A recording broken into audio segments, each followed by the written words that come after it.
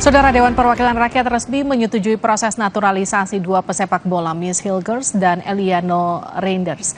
Ketua Umum PSSI Erick Thohir menyebut proses naturalisasi tersebut sesuai aturan FIFA dan kedua pemain memiliki jiwa nasionalisme.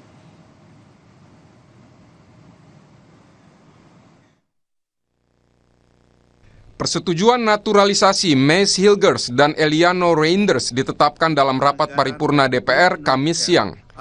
Persetujuan diberikan setelah DPR menerima surat Presiden mengenai pemberian kewarganegaraan bagi dua pesepak bola yang bermain di klub Liga Belanda tersebut.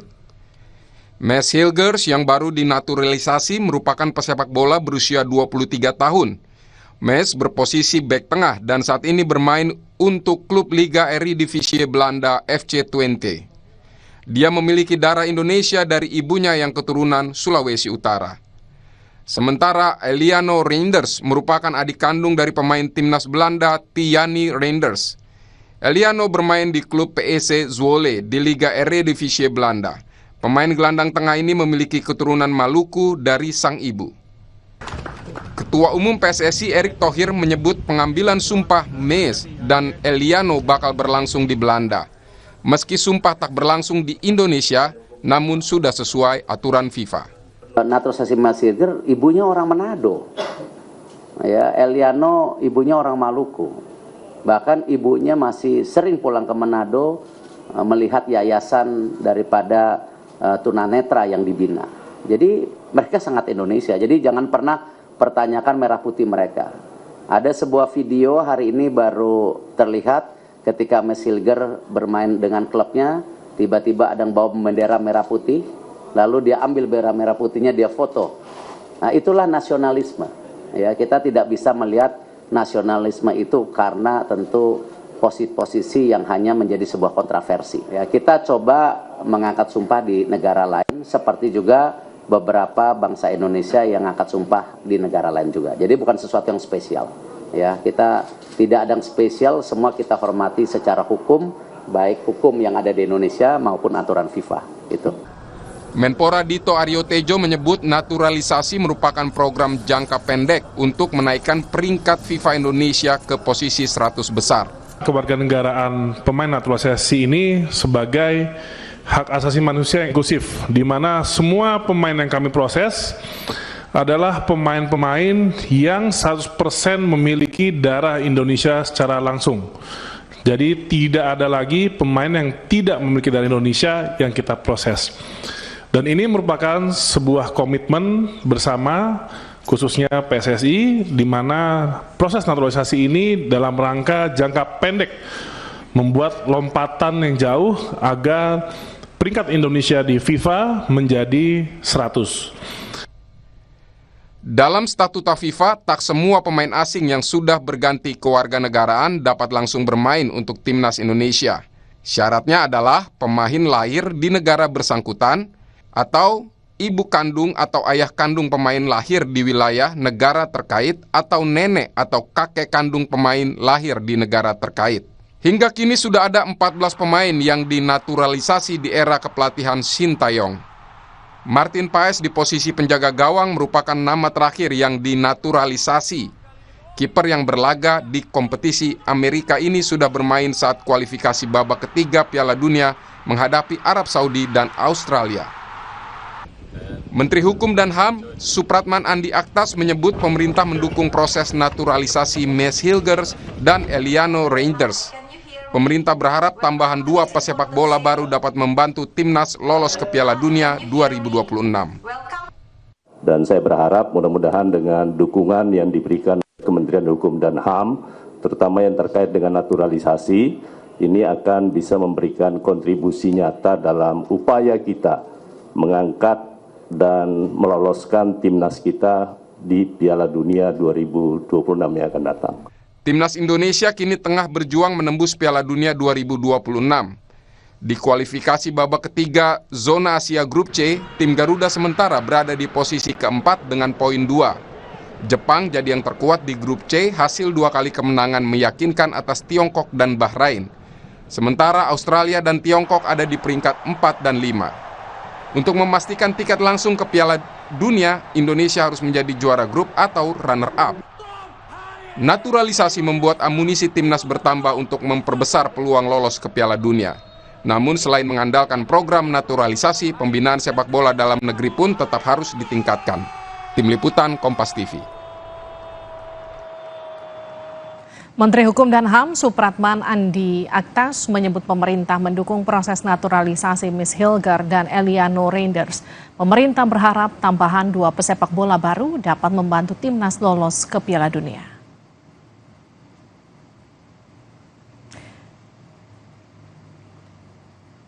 Sementara itu, Saudara, Eliano Reinders merupakan adik kandung dari pemain timnas Belanda, Tiani Reinders. Eliano bermain di klub PEC dan DPR menyetujui pemberian kewarganegaraan bagi 2 pesepak bola ini. Pemerintah menyebut ini sebagai dukungan agar Indonesia lolos ke Piala Dunia. Kita akan bahas bersama Wakil Ketua Komisi 10 DPR fraksi Golkar, Hetifah Syaifuddin. Selamat malam, Mbak Hetifah. Dan pengamat sepak bola Anton Sanjoyo. Bung Joy, selamat malam. Selamat malam. Saya ke Mbak Hetifah dulu, Bung Joy. Mbak Hetifah, jadi apa pertimbangan DPR akhirnya menyetujui naturalisasi lagi? Saya katakan lagi karena sudah berkali-kali naturalisasi.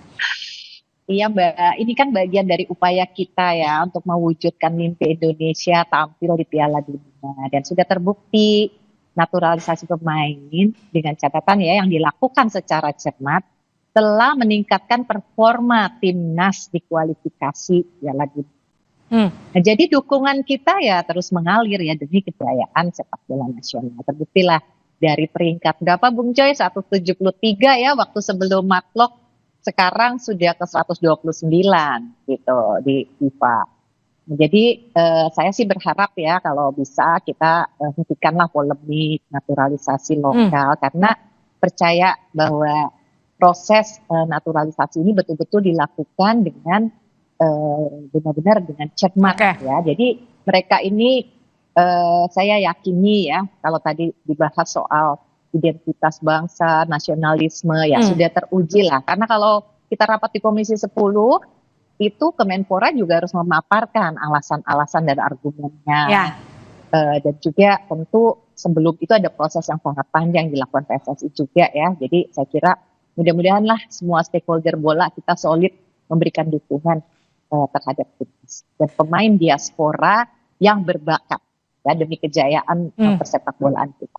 Tapi Mbak Hetifah gini, kemarin kan sempat ada kritik dari anggota Dewan sendiri yang sempat menyebut naturalisasi dan juga kebanggaan mereka atas prestasi yang diraih oleh PSSI karena kemudian dianggap naturalisasinya terlalu banyak. Ini gimana soal itu Mbak Hetifah? Oh ya, begini Mbak, kalau di Komisi 10 ya kita harus akui ya tidak semua anggota punya satu pendapat yang persis sama dengan naturalisasi atlet ini.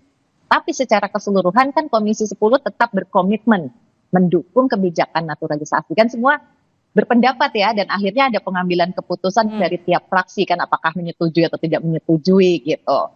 Jadi kita juga memang memahami bahwa naturalisasi khususnya di diaspora ini bisa jadi solusi jangka pendek gitu untuk memperkuat timnas. Tapi kita tidak mengabaikan ya proses-proses yang lain yang juga diperlukan. Jadi saya kira masukan anggota itu juga penting menjadi catatan kami ya, misalnya pentingnya untuk melakukan rekrutmen dari mulai usia dini dan pembinaan yang berkelanjutan dan juga mungkin hal-hal lain misalnya kepatuhan kepada hukum dan regulasi dan kesiapan dari atlet itu untuk menyesuaikan diri dengan budaya, bahasa, nilai-nilai di Indonesia. Nah yang seperti itu tuh otomatis menjadi catatan kita selalu.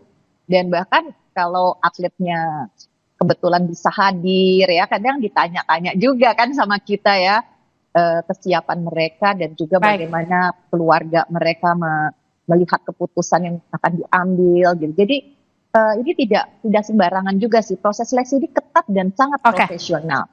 Jadi tim-tim pencari bakatnya justru menurut saya apresiasi ya, mereka kredibel sekali dan data prestasinya juga sangat objektif.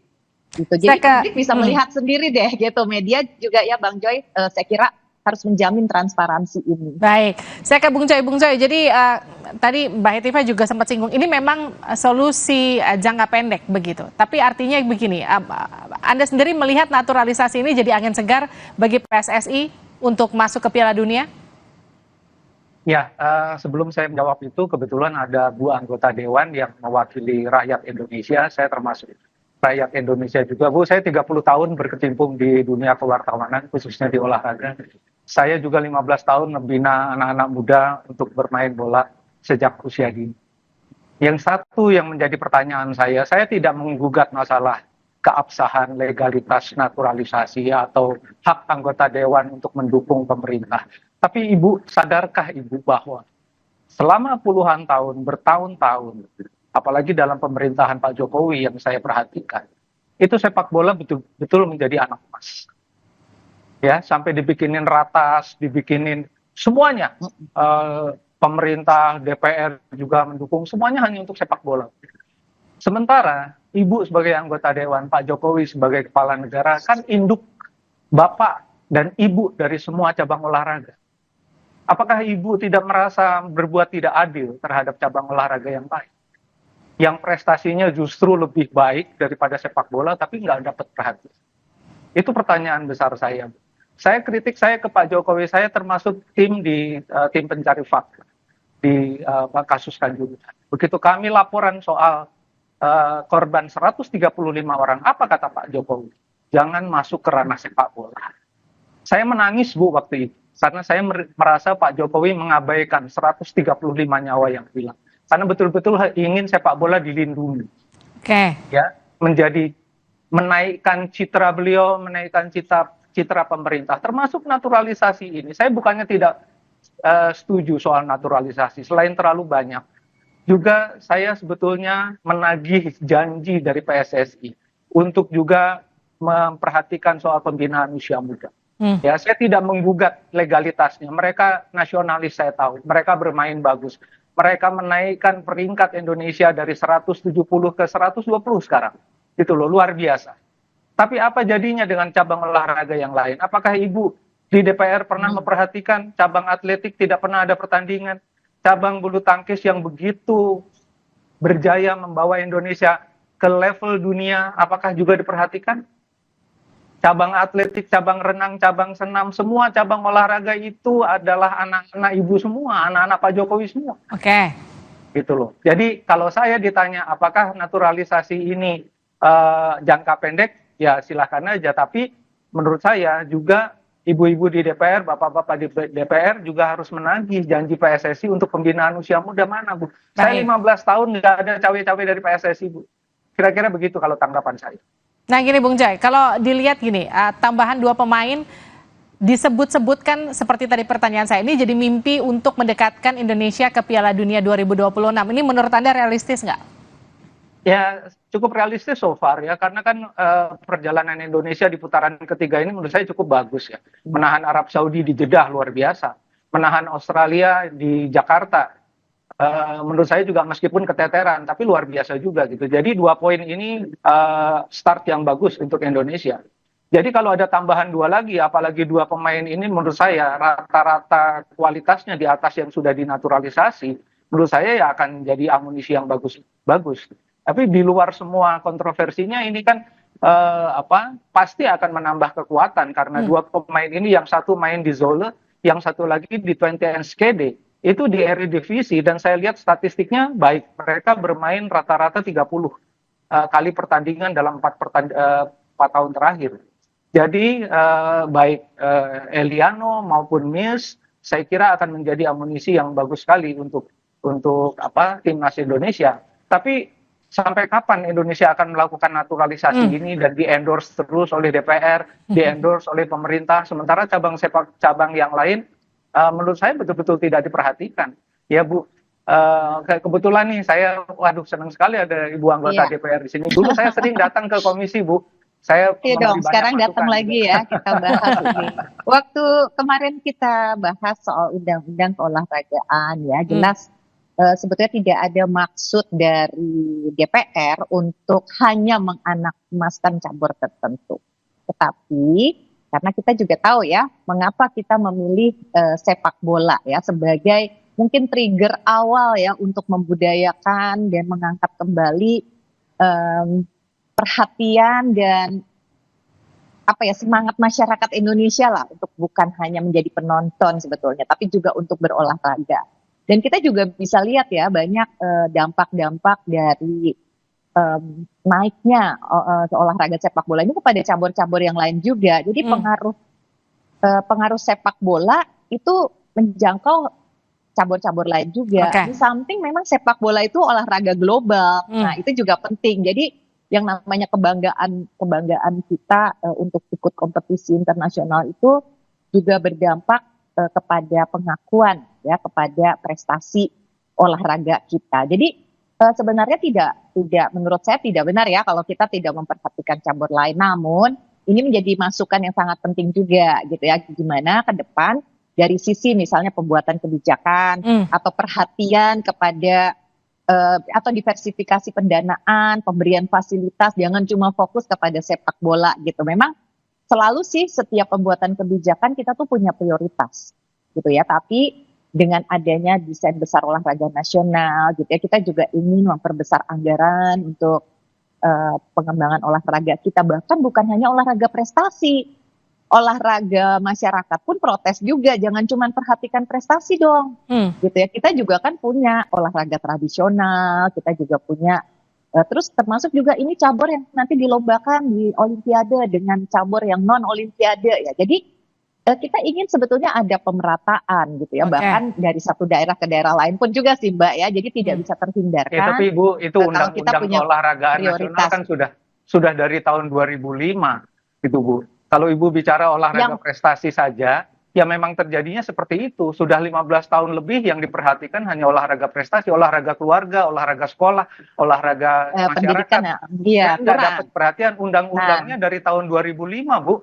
Saya ikut mendiskusikan waktu itu, sebelum keluar undang-undang itu saya ikut diskusi. Sampai sekarang nggak ada.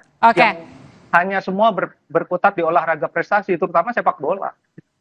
Kalau saya nggak adil sama sekali buat cabur olahraga yang lain. Jadi kalau kita adil dalam pengertian anggarannya diratakan, pasti olahraga prestasi itu juga tidak bisa menuai prestasi seperti yang kita harapkan. Namanya prioritas nih ya. Tapi gitu ya, dengan apa yang sekarang sedang kita bangun gitu ya, terutama kalau kita memiliki dana memadai, pasti cabur-cabur lain juga bisa membangun baik infrastruktur, program pelatihan, fasilitasnya juga bisa lebih merata gitu ya. Jadi kami memang mengharapkan ke depan hal-hal ini tersentuh, termasuk juga kesejahteraan atlet dan pasca juga ya.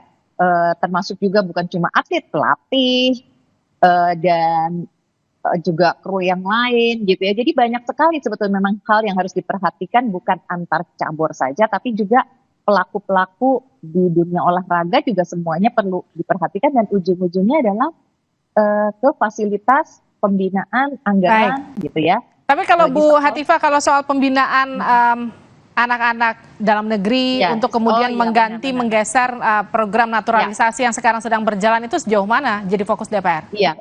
Betul sih, itu sering sekali ya kita bahas, dan kita mengingatkan juga pemerintah, dan bukan hanya di sepak bola sih, sebenarnya cabur lain seperti tadi ya, atletik, renang, bulu tangkis gitu ya, itu juga membutuhkan pembinaan atlet dari usia muda gitu. Karena kebetulan saya juga punya 4 anak ya, jadi merasakan gitu, nggak mungkin kan kita juga belajar berenang dan tiba-tiba berprestasi kalau tidak dimulai pembibitan itu dari mulai anak usia dini di sekolah-sekolah atau akademi-akademi olahraga gitu. Jadi kebijakan kami itu sebenarnya kurikulum olahraga di sekolah, nanti juga kan kami juga ngurus pendidikan ya, jadi pengen ada satu kesinambungan gitu ya antara program olahraga dengan juga program pendidikan di sekolah. Artinya naturalisasi bisa jadi solusi jangka pendek, tapi nggak bisa dibiarkan terus-menerus karena kita tetap punya PR untuk pembinaan anak-anak kita untuk kemudian nanti meneruskan apa yang sekarang sedang berjalan, jadi fokus kita begitu ya ke depannya? Iya, harus ada pendekatan yang seimbang antara naturalisasi dan pengembangan